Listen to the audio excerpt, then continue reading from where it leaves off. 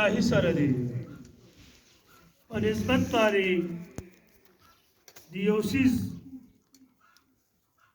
هغه حیثیت یا اوچتېږي یا ښکته کېږي.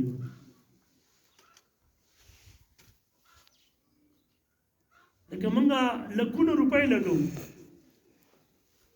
ډېره زیاته خواري کوو، مکې ته ځو عمرې او حج له، او سره ځو هلکه وایي بیت الله له ځو، بیت الله ګورو.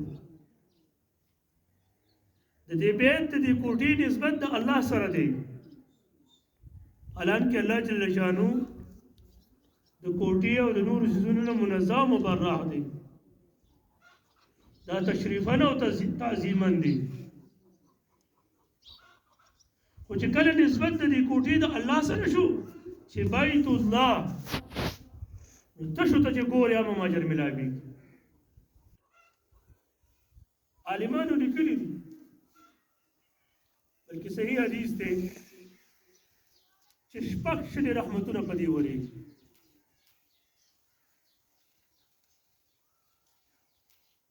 شپېته رحمتونه هغه چا باندې ورېږي چې څوک ترې طواف کوي.